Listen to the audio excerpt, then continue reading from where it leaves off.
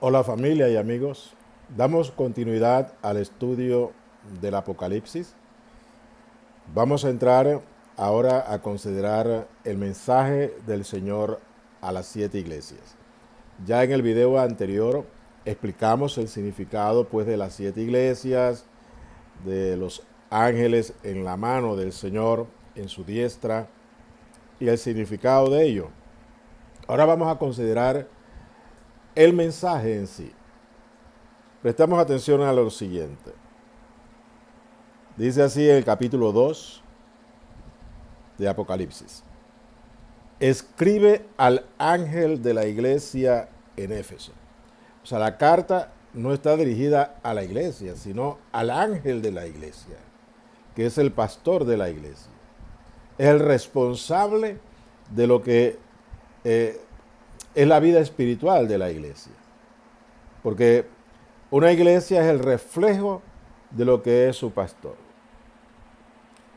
De acuerdo a la vida espiritual del pastor, de acuerdo a su entrega, de acuerdo al estar alineado en la palabra de Dios y en la dirección del Espíritu, y en la plenitud del Espíritu Santo y en la plenitud de la palabra y en el conocimiento de Dios, nuestro Señor, asimismo, Él transmitirá a su iglesia y su iglesia será el reflejo de lo que es el pastor. Entonces dice, escribe al ángel de la iglesia en Éfeso. El que tiene las 7 estrellas en su diestra, el que anda en medio de los 7 candeleros de oro, dice esto. Lo primero que tenemos que establecer al considerar este mensaje y todos los mensajes a las iglesias es que el Señor a cada iglesia, según la necesidad de la iglesia, Él se identifica con su naturaleza y con su sustancia. Aquí Él se identifica como el que tiene las 7 estrellas en su mano. Él es el Señor de la iglesia. Esto es importante porque pareciera, en la medida que vamos a ver, que el pastor se olvidó algo de esto. Lo vamos a comprender a medida que vamos desarrollando el pasaje. Y el Señor le hace recordar al pastor que Él, Cristo, es el dueño, el Señor de las iglesias y también de la vida de los pastores. Están ahí por la autoridad de Dios, están ahí por la gracia de Dios, por la gracia del Señor, fueron establecidos como pastores para cuidar del rebaño. Pero que no deben de olvidarse que Él es el Señor de las iglesias, sobre todo de la iglesia a la cual está Él manifestando, en el caso que es la iglesia de Éfeso. Aquí vale la pena hacer un alto con respecto a la iglesia de Éfeso. Si bien la iglesia de Éfeso fue fundada por el apóstol Pablo, creo que su primero y segundo viaje misionero, y él estableció en la iglesia pues obispos y ancianos, les dio enseñanza y él continuó con su viaje misionero, él periódicamente visitaba la iglesia.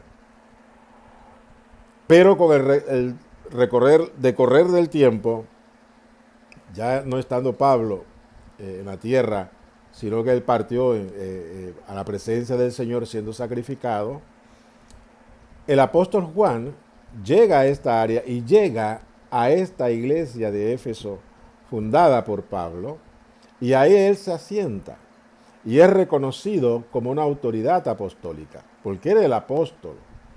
Por eso es que en el video anterior mencionamos de que la escritura enseña, en el caso de Apocalipsis, que el mensaje del Señor dice, escribe esto a las iglesias que están en Asia.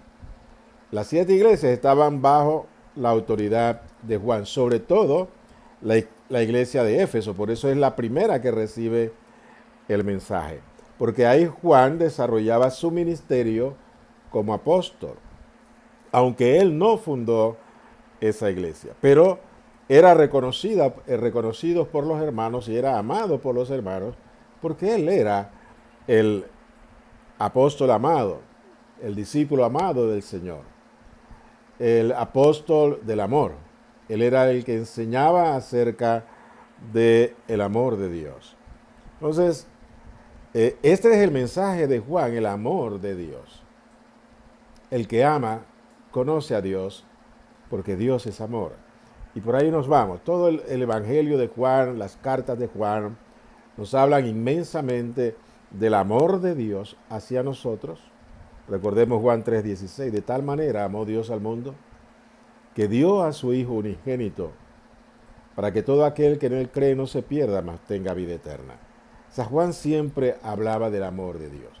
Su ministerio era un ministerio para hacer que los hermanos conociesen el amor de Dios y que amásemos como Dios ama. No hay otra forma de amar sino como Dios ama. Pues bien, esto es importante porque el mensaje a la iglesia de Éfeso, que era la sede de Juan, aunque Juan no estaba allá físicamente porque él estaba en la isla de Patmos. Después que él sale a la muerte de Domiciano, que fue el emperador que lo mandó a encerrar, él regresa a Éfeso, bordeando ya los 100 años y dura unos cuantos años más ahí en la iglesia de Éfeso. Así es que dice, el que anda en medio de los 7 candeleros de oro dice esto. Entonces recordar que el Señor, sus pies eran como de bronce bruñido. ¿Por qué? Porque Él se pasea entre las iglesias, Él anda entre las iglesias, no solamente escudriñando la condición espiritual de las iglesias, sino también juzgando a las iglesias, para corregirlas, no para condenarlas, porque no hay condenación para los que amamos al Señor. Ninguna condenación hay para los que andamos en el Espíritu. Así es que el juicio es actual para la iglesia y para todos los tiempos, porque el Señor es el mismo y Él sigue andando en medio de las iglesias, escudriñándonos y también juzgándonos, de acuerdo pues a nuestro caminar. Y todo para que nos corrijamos, para que enderezcamos nuestros pasos nosotros, porque Él es el que vela por nosotros, pero pone a los pastores para que sean lo que es el reflejo de su gloria, el reflejo de su vida, de su amor en medio de la iglesia. Ese es lo que es la labor de los pastores. Entonces dice, el que anda en medio de los 7 candeleros de oro dice esto. Lo que está diciendo, esta es mi palabra. Esta es mi palabra que debe ser recibida. Y así debemos nosotros recibirla. Lo que vamos a leer y todo lo que vamos a leer es palabra del Señor para nosotros y para nuestra vida. Recordando lo que hablamos en el video pasado, que las 7 iglesias, si bien estaban específicamente nombradas y estaban geográficamente bien definidas en cuanto a su posición geográfica, pero el Señor le estaba hablando a toda la iglesia de todos los tiempos, porque el 7 es la plenitud de Dios. Pero lo que vamos a ver es que vamos a encontrar que en las iglesias o en una iglesia podemos encontrar 1 o 2 o más características espirituales o condiciones espirituales que el Señor escudriña en medio de las iglesias.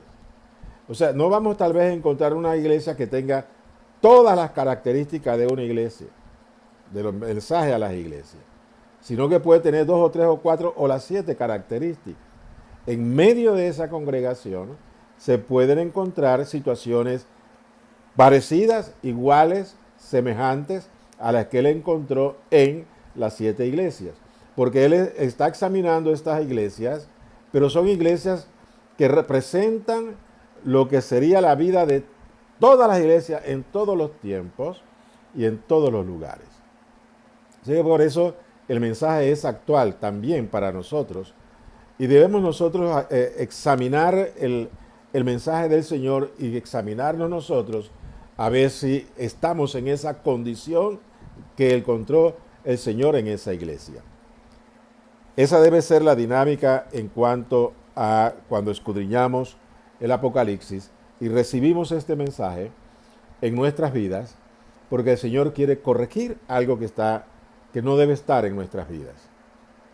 Y con ese corazón dispuesto es que debemos nosotros escudriñar entonces el mensaje a las 7 iglesias. Entonces dice, yo conozco tus obras, o sea, todas nuestras obras, las obras de la iglesia de Éfeso y las obras de todas las iglesias en todos los tiempos estaban ante los ojos del Señor. Él miraba, examinaba las obras de la iglesia y examina las obras nuestras en las iglesias. Y sobre todo la obra de los pastores. Dice, y tu arduo trabajo y paciencia. Si examinamos la expresión, este pastor y su iglesia, porque lo que el pastor es, la iglesia lo es. Entonces, si el pastor trabajaba arduamente y estaba multiplicando sus obras, así mismo, no solamente él, sino que la iglesia lo acompañaba, porque son una unidad. Así que tanto el pastor como las iglesias tenían un arduo trabajo y paciencia. O sea, es trabajando arduamente, pero con la paciencia de esperar los resultados. Dice, y que no puedes soportar a los malos. Era una iglesia que entendía bien lo que es el significado del bien y del mal. Tenía bien definido lo que es grato delante de Dios porque conocía la palabra de Dios. Porque eso dice que él no podía soportar a los malos. Soportar, no soportar es, no puede tener comunión con ellos. Estaba bien separada y bien delineada, tanto el pastor como la iglesia, de la obra de los malos, de los que andan incorrectamente, de los que andan en sus propios caminos y no haciendo la voluntad del Señor. Eso estaba claro para el pastor y para la iglesia. Y no podía soportar a las personas que andaban de esta forma. Entonces dice, y has probado a los que se dicen ser apóstoles y no lo son. Mire, ya en el tiempo del apóstol Juan y el tiempo de los apóstoles, surgieron muchos hermanos que se autotitulaban apóstoles. Y en el caso de la iglesia de Éfeso, ellos estaban muy claros de que apóstoles eran los 12 que el Señor había elegido, el otro que, en el caso Judas Iscariote, que en el caso vendió al Señor, no honró el llamado del Señor y quedó ese puesto y ese lugar que fue llenado después cuando el Señor llama a Saulo de Tarso y se convierte pues en Pablo, el apóstol. Ellos fueron los que trajeron el fundamento, establecieron el fundamento de la fe nuestra. Todo lo que Dios dio a nosotros, la iglesia, fue enseñada a los apóstoles para que asimismo la enseñaran a las iglesias en las cuales ellos fundaban, y en el caso del apóstol Pablo, para nosotros los gentiles, porque los 11 apóstoles fueron llamados al ministerio para las ovejas perdidas de Israel. El que se ocupó del llamado, por llamado de parte del Señor, para ministrarle y establecer iglesias entre los gentiles fue el apóstol Pablo. Así es que después que ellos parten y terminan su ministerio, ningún otro hombre puede, en el caso, llamarse apóstoles. Por una razón sencilla. Los apóstoles fueron escogidos directamente por el Señor. Anduvieron con Él y Él los escogió. No fueron escogidos por hombres, ni tampoco ellos mismos se autoproclamaron apóstoles. Porque los apóstoles no son escogidos por hombres. Usted me dirá, y Matías, que fue escogido por los 11. Eso fue antes de que viniese sobre ellos el bautismo del Espíritu Santo en Pentecostés. Y el Señor, cuando les ordena a ellos, quédense en Jerusalén hasta que sean revestidos de lo alto, cuando venga el Espíritu Santo sobre ustedes y sean bautizados, y me seréis testigos, el Señor en ningún momento le dijo a ellos, escojan a uno de entre ustedes que reemplace a Judas Iscariote. Eso fue una iniciativa humana de parte de los apóstoles. Nos hace falta uno, vamos a escoger.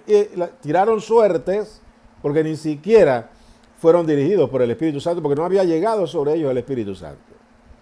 Y ellos escogieron a Matías, pero fueron escogidos por hombres, no fueron escogidos por el Señor Jesucristo.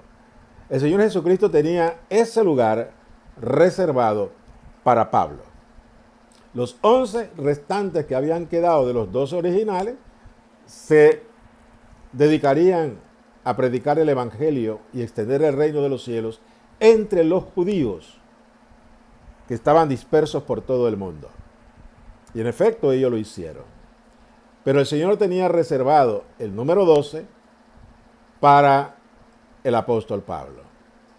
Y él mismo decía, yo, el último de los apóstoles, soy como un abortivo.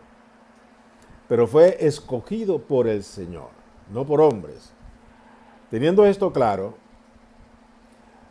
nosotros debemos, la iglesia del Señor, entender que no debemos aceptar un ministerio apostólico en este tiempo de hombres que se han autoproclamado a sí mismos apóstoles o siervos de Dios, o que hayan sido constituidos por otros llamados apóstoles. Debemos ser muy cuidadosos en esto. Yo sé que estoy chocando con el pensamiento de muchos, pero yo tengo que decirlo. No puedo callarlo porque esto es parte de lo que la iglesia de Éfeso experimentó. Dice que han probado a los que se dicen ser apóstoles y no lo son. ¿Cómo lo probaron?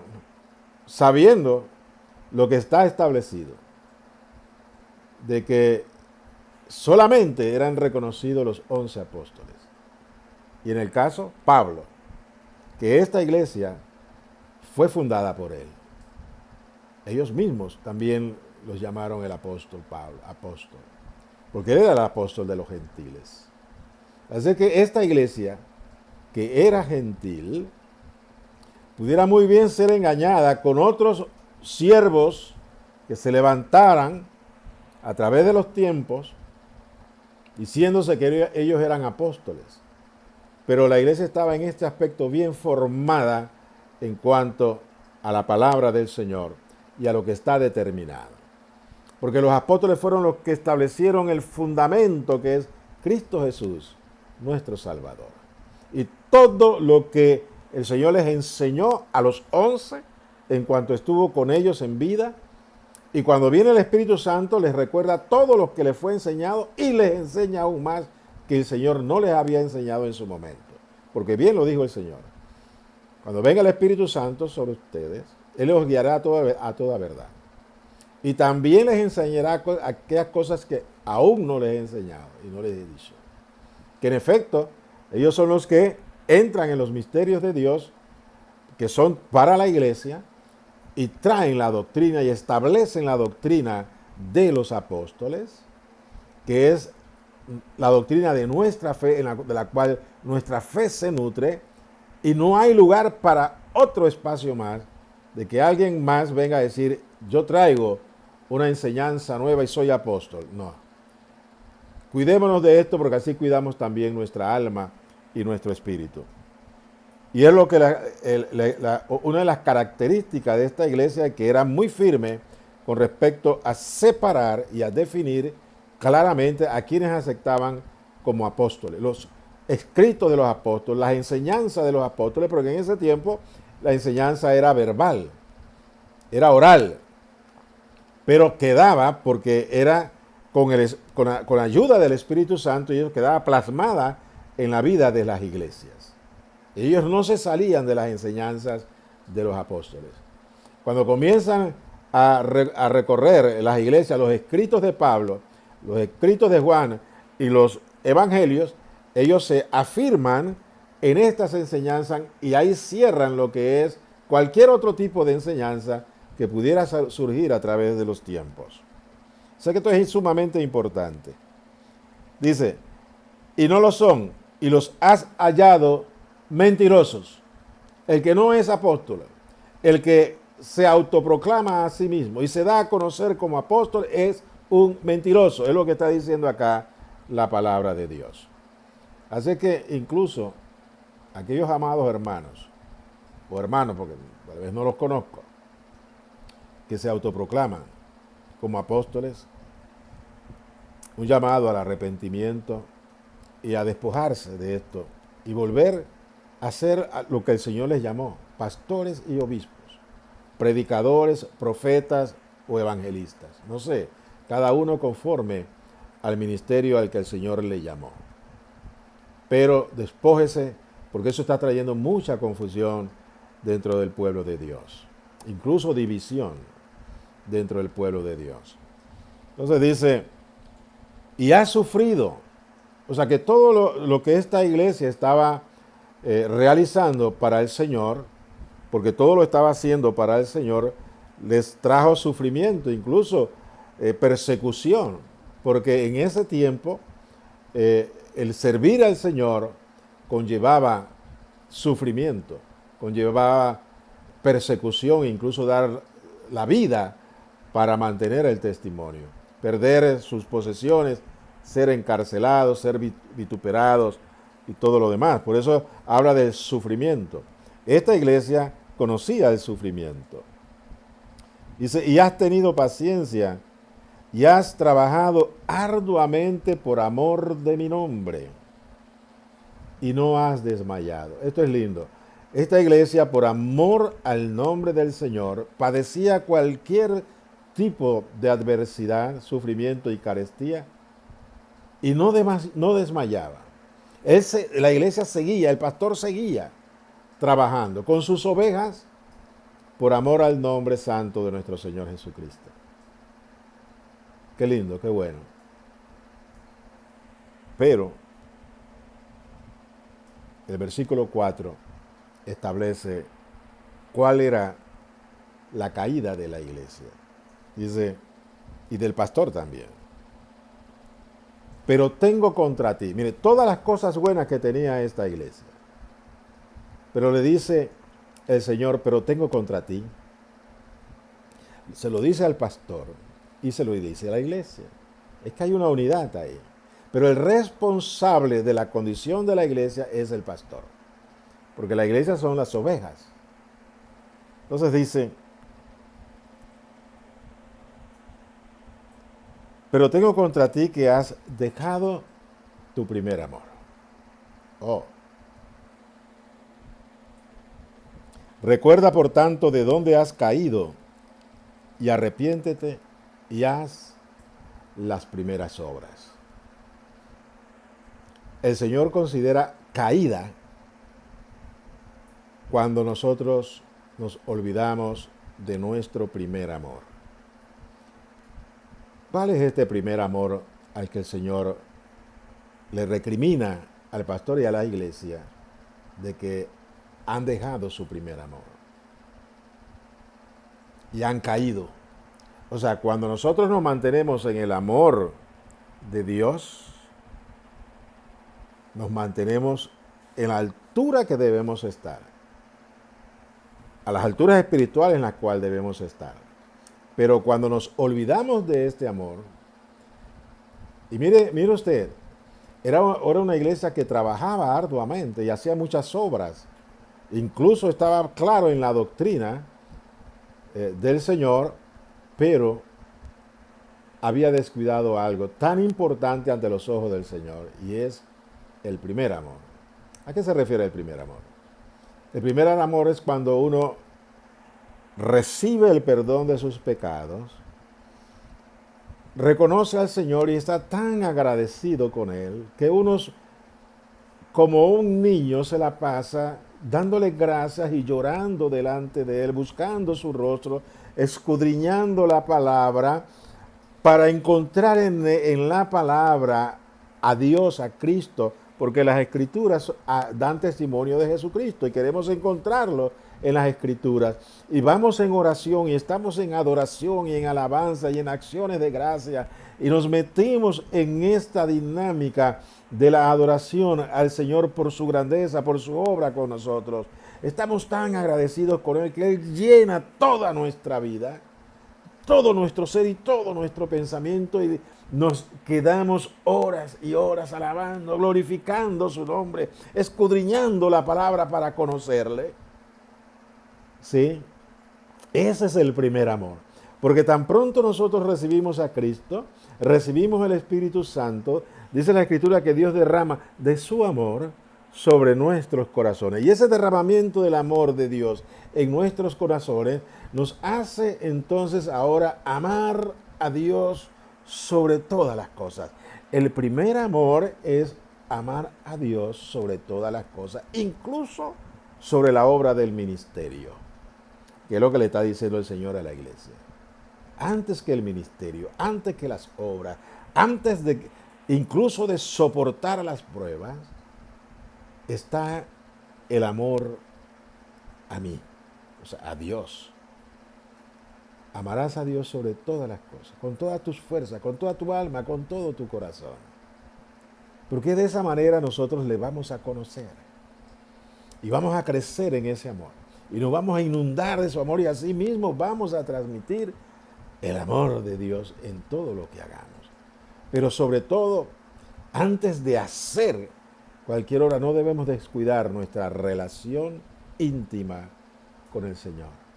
En esa relación de adoración, de alabanza, de exaltación, de comunión con Él, en la cual estamos y adoramos, y es imposible que estemos en silencio, estamos gustando de su presencia y hay plenitud de gozo en su presencia.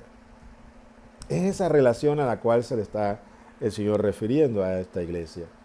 Y que nosotros debemos también examinarnos para ver si no estamos en la condición de Éfeso, de que hayamos dejado nuestro primer amor. Es muy fácil para los creyentes ocuparnos de las cosas del Señor, ocuparnos del ministerio, ocuparnos de todo aquello que queremos hacer para agradar al Señor, o descuidar el tiempo de adoración, el tiempo de buscar su rostro y escudriñar la palabra para que ella nos transmita la presencia del Señor. Porque a la medida que nosotros escudriñamos la palabra de Dios, ella nos habla a nuestro corazón y esta voz de Dios que nosotros recibimos de la palabra nos lleva entonces a agradecerle porque nos está abriendo los ojos, nos está enriqueciendo y estamos en esa relación de gracias, Señor, de gratitud permanente con Él, adorando y glorificando su nombre. Que esto no se pierda. O sea, debemos cultivar. Y si lo hemos perdido, lo que nos dice el Señor es que debemos de arrepentirnos. O sea, el Señor nos da el camino. Si hemos caído en este pecado, porque es un pecado, porque si tenemos que arrepentirnos es porque caímos en este pecado, nos caímos de la presencia del Señor y comenzamos a actuar posiblemente hasta en la carne, porque lo estamos haciendo con nuestras fuerzas. Pero cuando estamos en esa comunión con el Señor y en esa relación, llenos del Espíritu Santo, ¿sí? El Espíritu Santo va a fluir y nos va a guiar en las obras que el Señor quiere que nosotros hagamos.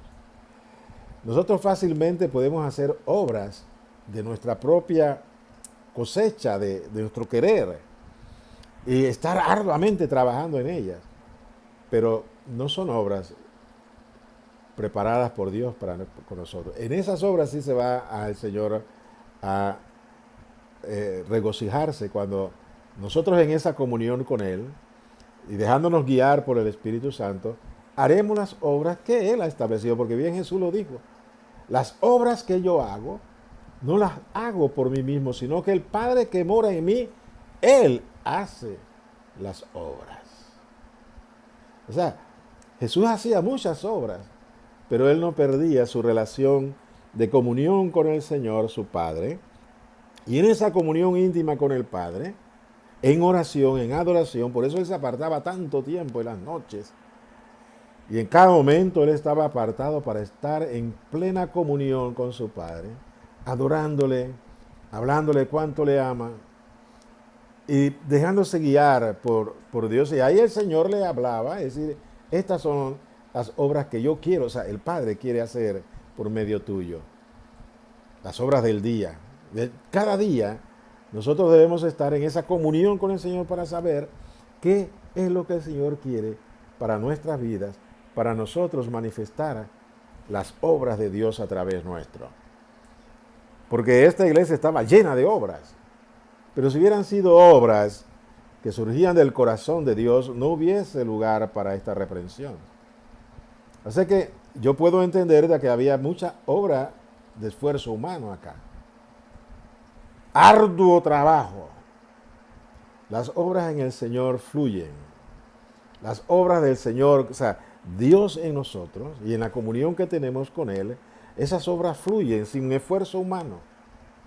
Simplemente la presencia gloriosa de Dios en nosotros hace que las obras salgan a la luz.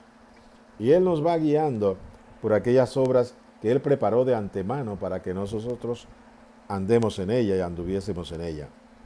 Entonces dice, recuerda por tanto de a dónde has caído y arrepiéntete.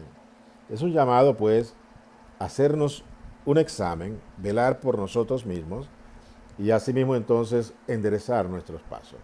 Y en el caso de esta iglesia, que es y que puede ser nuestra condición, es que hayamos perdido el primer amor. Nada como estar en esa continua relación con el Señor, en la cual fluye del amor de Dios hacia nosotros y nuestro amor hacia Él, que es el amor que Él derrama en nosotros. Porque nosotros como seres humanos, nuestro amor no es aceptado por el Señor. Es el amor que Él derrama en nuestros corazones por el Espíritu Santo, y por el Espíritu Santo nosotros entonces manifestamos nuestra relación con Él en acciones de gracias, en alabanzas, en adoración. Entonces, dice, haz las primeras obras. Mira, tantas obras hacía. Y el Señor le dice, no, arrepiéntete y haz las primeras obras, las que acabo de mencionar. Aquellas obras que el Padre prepara de antemano para que nosotros andemos en ellas. ¿Y cómo las conocemos? En esa relación de intimidad con Él a través de la adoración, la oración, el estar metido en la comunión con Él, metidos en la palabra de Dios y llenos del Espíritu Santo, ahora somos guiados por el Espíritu para hacer las obras que Dios preparó de antemano para nosotros. Dice, y haz las primeras obras. Pues si no, vendré pronto a ti y quitaré tu candelero de su lugar, si no te hubieres arrepentido. Arrepiéntete, dice el Señor. Entonces, es el llamado para nosotros hoy en día. Si estamos y examinamos y vemos en nuestro corazón si hay un lugar que nos hayamos apartado de nuestro primer amor y estamos multiplicando obras, pero no son obras del Espíritu, el Señor nos llama a que hagamos un alto y nos arrepintamos. ¿Por qué? Si no tiene una consecuencia. Y la consecuencia es que Él quitará el candelero de su lugar. Nuestro candelero será quitado de su lugar. O sea, perderemos lo que es la luz de la vida. No alumbraremos al mundo, porque estamos llevando es nuestras propias fuerzas, estamos llevando nuestro entendimiento en todo lo que hacemos.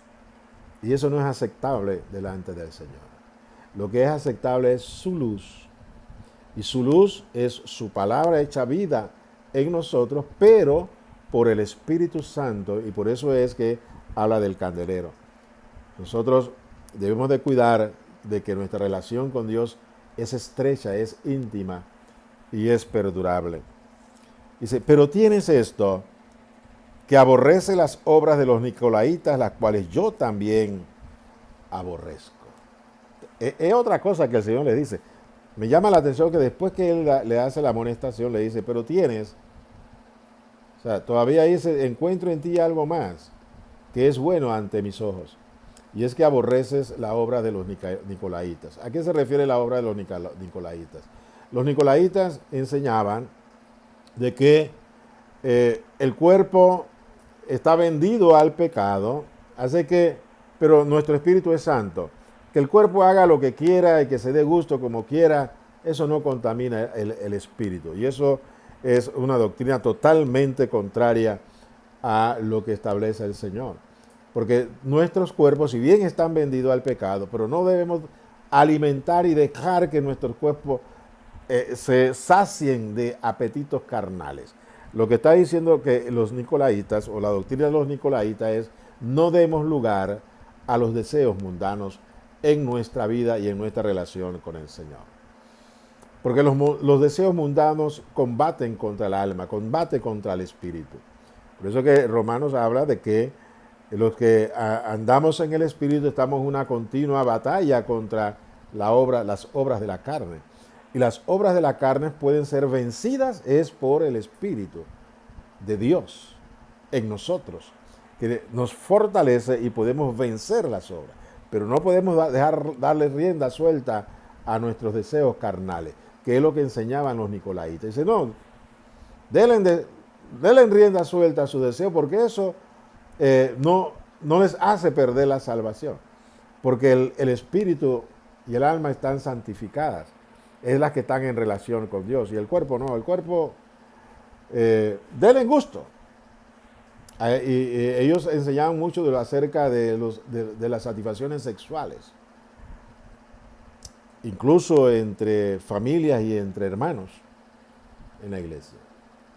Pero bueno, gracias a Dios que esa doctrina se ha perdido bastante en nuestro tiempo. Pero queda aquello de no enfatizar que los deseos de nuestro cuerpo deben ser controlados y no permitir que ellos nos dominen y tomarlo como algo ligero. Esa es la preocupación. Así que al final dice, el que tiene oído, oiga lo que el Espíritu dice a las iglesias. Mire que no dice a la iglesia de Éfeso o a la iglesia. Dice a las iglesias. Y también dice el que tiene oído de oír, el que tiene oído, oiga lo que el Espíritu dice a las iglesias. Definitivamente estamos hablando del oído espiritual. En todos los tiempos, en nuestro tiempo. Es necesario que nuestro oído espiritual esté afinado, muy afinado, que entendamos por el Espíritu lo que el Señor nos enseña para este tiempo, porque es nuestro tiempo. Ya el tiempo que pasó hace 1000 años, 500, esos son los hermanos que vivieron en ese tiempo. Ahora es nuestro tiempo y debemos de tener nuestro oído afinado. El que tiene oído espiritual, oigan lo que el Espíritu dice a las iglesias. El Espíritu está hablando en este tiempo. De muchas maneras, de diversas formas, por diversos medios. Debemos entonces reconocer la voz del Espíritu para poderla escuchar. Esto es importante. Muchos hermanos en las iglesias solamente escuchan a un predicador y lo consideran de que este sí habla de parte del Señor. O escuchan exclusivamente a X persona, ya sea por la razón que sea. Aquí lo importante no es escuchar a los hombres, es escuchar al Espíritu.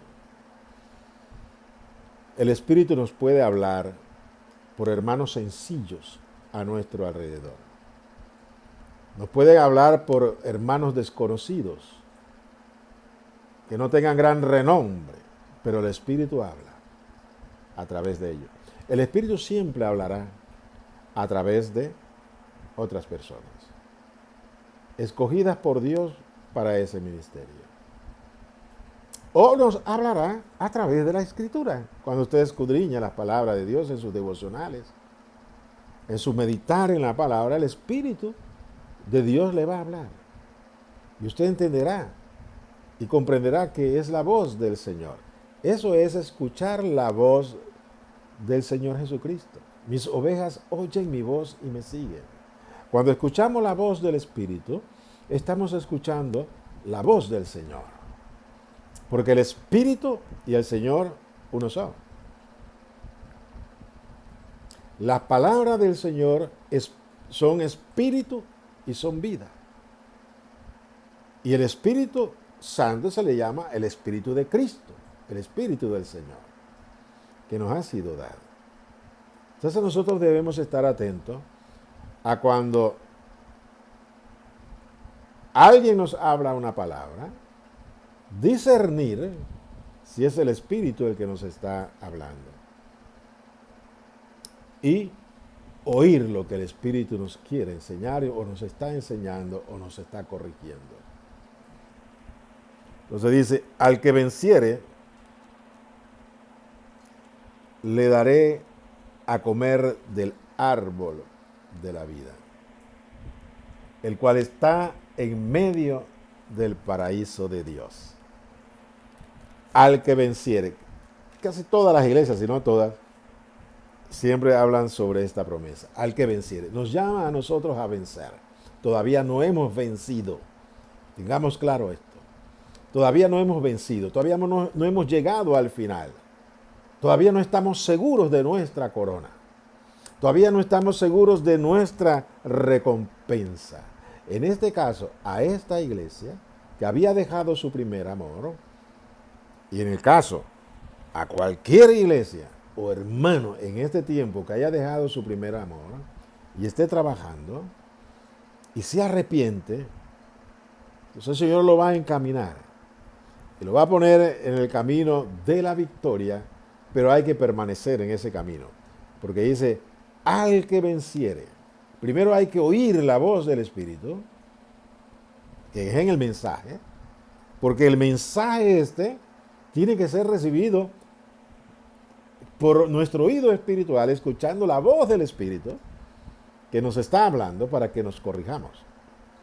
Pero tan pronto nos corrijamos, entonces mantenernos en el camino, porque aún tenemos un tramo que mantener o recorrer para poder entonces llegar al premio de nuestro supremo llamamiento y vencer.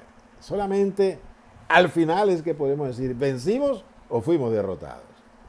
Por eso que dice esta porción, al que venciere, le daré de comer del árbol de la vida,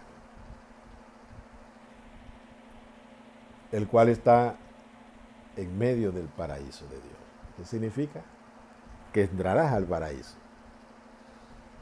Y de ahí comerás y te saciarás del árbol de la vida, el fruto del árbol de la vida, que es lo que el Señor tiene para darnos a nosotros cuando entremos en su presencia victoriosos. El Señor nos llama a ser más que vencedores. Nos llama a acariciar la victoria que nos espera con ayuda del Espíritu Santo. Para eso Él envía al Espíritu Santo. Y envía su palabra para que nosotros nos corrijamos y sigamos adelante hacia la meta del supremo llamamiento en Cristo Jesús. Que el Señor me les bendiga grandemente. El siguiente video continuaremos con la iglesia de Esmirna. Bendiciones grandemente.